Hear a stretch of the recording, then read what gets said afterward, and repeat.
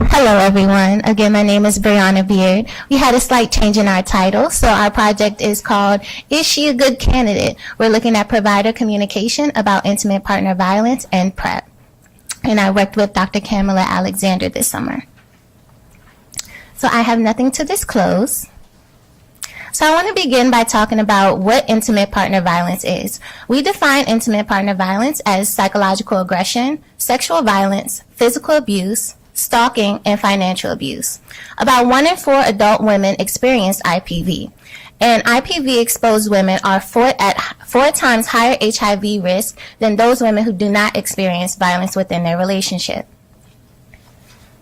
So why is it that IPV-exposed women are at higher HIV risk? And one of the main reasons is because there's a huge factor of power and control within a relationship that experiences violence. So there's limited partner condom use because there's limited flexibility for safe sex negotiations. Most times women report that they are unable to use condoms because their partner may accuse them of having sex with other people and may lead to further battering or other types of abuse. They're also more likely to report multiple or repeated STD diagnoses or exposures. And they're also, and IPV-exposed women also report having sex with male partners who have unknown HIV status.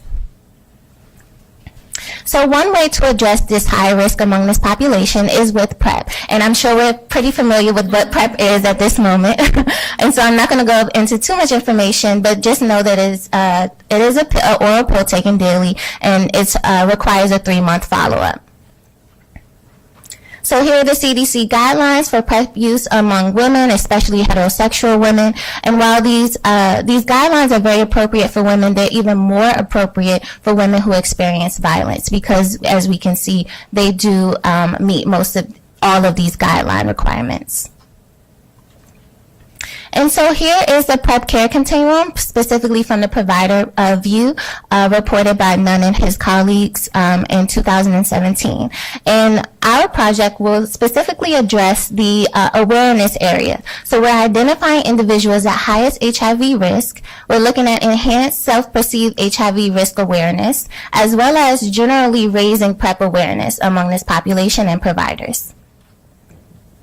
So what is the provider's role in PrEP awareness? So the literature states that there's generally limited knowledge of PrEP, and that's around mostly general practitioners, not necessarily PrEP providers or HIV providers. And CDC guidelines seem to be the most influential in prescribing practices as compared to professional standards as far as the AMA standards for PrEP guidelines. And providers are also less willing to prescribe to persons with multiple STDs when we're looking at all different populations that are eligible for PrEP, including MSM and people with injection drug use. And then also, non-HIV providers have discomfort in performing HIV risk assessments, which include taking a sexual health history, a very comprehensive history about sexual partners, sexual behaviors, and things like that. And then there's also a desire to perform these risk reduction counseling. Providers see that they would like to perform the counseling themselves rather than referring out to a PrEP specialist or someone who does the risk reduction counseling as a certification. So our study looks to explore health and service providers' communication about IPV, HIV, and PrEP among women, specifically because little is known about how this interaction really occurs between the provider and the patients, especially among women. So we did a qualitative study. We had a convenient sample of about 18 providers from across 3 different sectors, including IPV service organizations, which really included a variety of different titles, social workers, program managers, things like that. We also had reproductive health providers, which were mostly certified nurse midwives, and then we also looked at PrEP providers.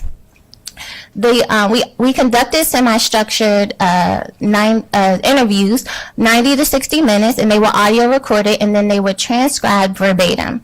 And then we took those transcripts and we coded each one of them, and we used the deduced qualitative software to manage the data, and we used a thematic approach. And the way we did this is we used the quotes that were used the most. We coded those first according to address our study objective. And then we did then we looked for what the themes were emerging from the study. And this is a very inductive approach. We had no prior framework before using the codes. And so here are our results. I want to start by looking at the provider demographics. As you can see, these are our 3 different sectors that we looked at. The range of providers generally range from about 30 to 59. Most of the providers were female, with the exception of 2 male PrEP providers. The most diversity was among IPV service providers, and IPV service providers also had the most years at their organization and years of experience.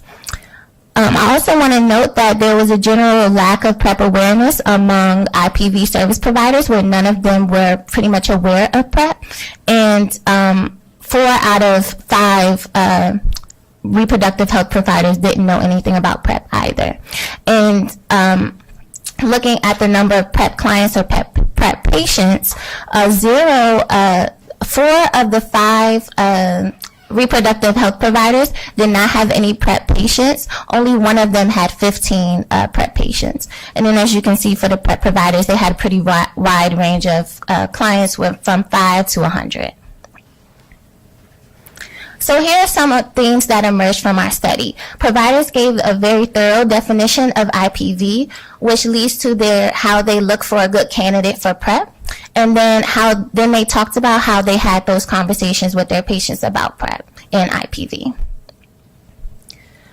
So as I said before, they had a very inclusive definition of IPV that I talked about before, including psychological aggression, stalking, physical violence, all these things. And it really acknowledged the amount of power and control that was present within that relationship.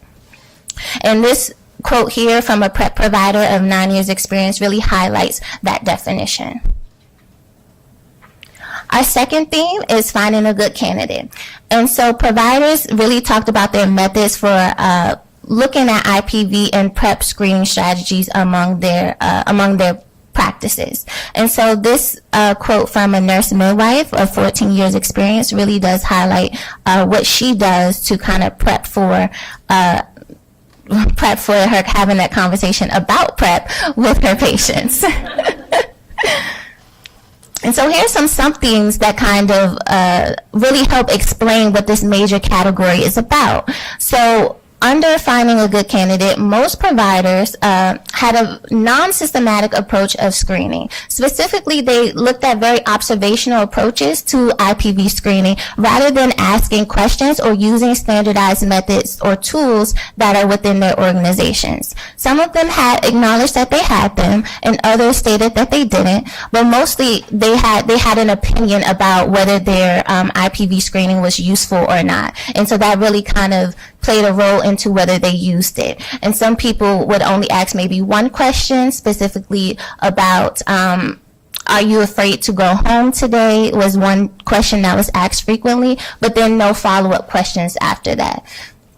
So this quote really kind of highlights those observational methods of screening, which are very helpful because you can kind of get an idea in the room and feel in the room. However, sometimes asking those questions can also be helpful as well. And so with regards to adherence to CDC guidelines, they were adhering to guidelines as far as how they are written under with CDC. However, there was a lot of interpretation of those guidelines that really left out seeing IPV exposure as a heightened risk for HIV.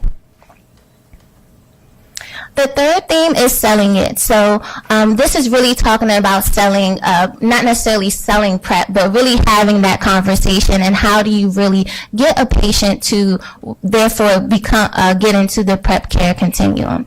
And so this kind of talks about providers' hypothetical strategies for communicating with women about not only PrEP but also IPV, really using a trauma-informed approach. And so this quote from a nurse midwife, which is a reproductive health provider, kind of illustrates that as well. And it really shows that she has a sense of responsibility to inform her patient about PrEP, and that her patient will not just come to her asking for it. And there are several sub-themes under this category. And so one very important aspect of this category was the use of trauma-informed approaches, and not necessarily the behavior trauma-informed approach, but the conceptualization of the client. And so it's really important to understand the impact of trauma on care, especially in an IPV exposed situation where there's safety planning that has to be accounted for and things like that. So if the provider has that understanding going into the situation, they're more likely to have better conversations with their patients. And remember, this is hypothetical because none of our providers have actually had this conversation with an IPV exposed women. So, and also they gave strategies for behavioral encounters, for behavioral strategies for one-on-one encounters. So that means using eye contact, really looking at your patients, as well as the limited computer use when you're taking notes during sessions, to really see and kind of give those observational cues as to what's going on with your patient. They also talked about using client-led care, which means just asking your client what they want. Do you think PrEP is a good option for you? And really having them lead the care rather than you saying, I think PrEP is good for you, here you go. So there's different approaches to taking it, but really keeping the client well-informed throughout the process is also a good technique. They also talked about risk reduction counseling and their methods for that. So one provider in particular talked about the difference between communal risk versus individual risk and communicating that to his patient. So when talking about living in Baltimore and such high prevalence of HIV here, how do you really talk about risk? And he talks about using the use of Skittles and different things. So it's a very interesting approach that we don't necessarily think about all the time. And then lastly, really having that dual conversation about IPV and PrEP. And so not many providers had this real conceptualization of how IPV and PrEP kind of go together, and I'll talk a little bit about that later. But this provider really had this is a PrEP provider of 11 years experience that had a really good idea of if they see violence present within a relationship, they automatically think about PrEP and communicating that with their patients, which is really good and what we like to see moving forward. And so just some overall conclusions. There was a consensus around the IPV definition, very inclusive definition. However, there's a lack of a systematic approach to IPV screening. There's generally low PrEP awareness, specifically among IPV service providers, which really impacts future collaborations with other types of providers, because it will help to, if they have some knowledge of it, they can maybe kind of intervene a little earlier than when they get to the medical setting. And then also providers are missing that opportunity to offer PrEP to IPV exposed women. As I mentioned briefly earlier, they aren't necessarily doing that. And so we kind of want to look at that intersection. So we have two kind of competing ideas that arise. We have IPV screening that isn't necessarily sufficient and systematic. And then we also have PrEP consideration. Women aren't traditionally considered for PrEP, especially when we look at other populations. And so we have this intersection of IPV and PrEP, and we really want to see future directions. How are we really addressing this intersection? And so one of the strengths of our study is that we really address the PrEP care continuum, at least in the context of awareness within the IPV exposed women and population. And then we had an in-depth understanding of current providers' role in awareness related to IPV and PrEP. And then we had a convenient sample which kind of limits our generalizability of our studies, because we know IPV and PrEP kind of extends beyond just the urban setting that we looked at. And then there's also social desirability that may have been present among providers in their implementation of their practices that may have contributed to the findings as well. And so for future directions, we may want to look at expanding the CDC guidelines for PrEP use among women to possibly include IPV exposure, just to help providers in their prescribing practices and kind of considering that population as part of those who may be who may use PrEP as well. And then we want to look at implementing and really improving standardized measures for IPV screening so that we really make sure we're identifying this population. And then we want to develop provider-specific training across sectors, and this is not just for PrEP, but also for trauma-informed care, IPV service and referral, and really taking a good sexual health, a comprehensive sexual health thing with their patients. And then also we want to make sure we strengthen the trauma-informed systems of care within our organizations. So here's just a quick little understanding of how we see increasing awareness among IPV exposed women. We want to make sure we identify the population correctly using a very well inclusive definition of IPV. We want to make sure that we're also screening according to that definition and in the context of CDC guidelines, using a very trauma-informed approach to have then had that conversation with our patients about PrEP. And I would just like to acknowledge my mentor, Dr. Kamla Alexander, for really helping guide this research and me throughout the entire summer. She was so helpful. The Healthy Relationships research team members, Liz Doyle and Tracy Gow, were very helpful in this. They were very integral part of every aspect of this study. Dr. Catherine Van Eyck, Dr. Belcher, and the whole fellowship team. And I also just want to mention that this research was supported by a grant from the Hopkins Population Center.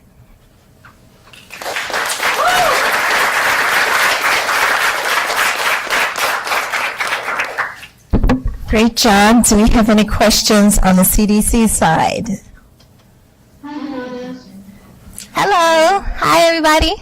Okay.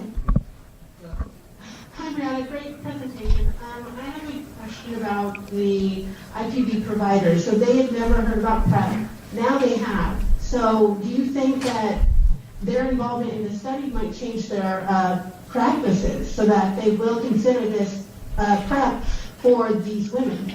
Yes, 100%. I think that it was very interesting. We were talking about kind of coding this aha moment that some of our providers had when they were like, oh, I wasn't thinking about that before, but now I'm thinking about it. And we even have not necessarily IPV service providers, but other providers who are really taking the initiative to make sure that we look at IPV exposure when we're talking about PrEP as well. And there's so many other things that go into it, not just talking about PrEP, but even continuing down the continuum when we look at adherence and other things that really play a role. The IPV service providers could play a big role in that aspect. Any other questions? I have another question. Yeah, I have a question for Brianna. I know mostly you focus on provider relationships, but since you're working with a vulnerable population, how have you listened to billing of insurance and how that is done? So women don't come home and on their billing insurance sheets that their husband or their partner sees something that like PrEP that could lead to more battering or more abuse, as you said before, and different things like that. So I know that's further down the line in your study, but have you ever thought about how you would approach that, just because protecting the population that you're working with and making sure that they're safe?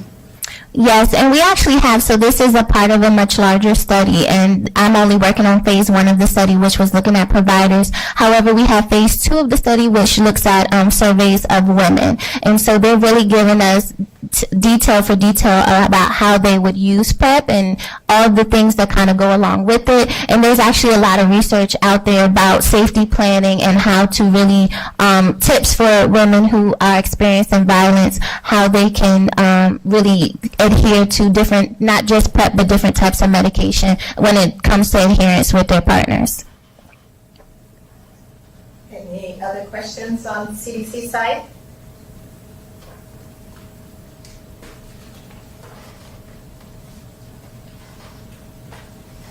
Any questions on Baltimore side? Well, one thing I think that very good work is it highlights this mixed methods approach. So we have some individuals who are using quantitative some who are using qualitative. I think you became the qualitative guru consultant for Yeah. working with Simone and Mariah and Stephen, and so it was really great for me anyway to listen and enjoy how you all interacted and learned from each other and the strategies that you used. And I think we need all of these strategies to answer these kind of challenging questions. Yeah. Is there a place along the, how might you get this information out, these aha moments to happen on a broader scale? What strategy might you use for that? Well, I think that just having that interview and that one-on-one interaction did a lot. And so it kind of just goes with how are we talking about it and being at conferences and things. Just being here at Johns Hopkins and in Baltimore, I think the conversation about PrEP is a lot more. And so kind of branching out into those, into the IPV service organizations is really helpful. And having just that one-on-one conversation is really helpful.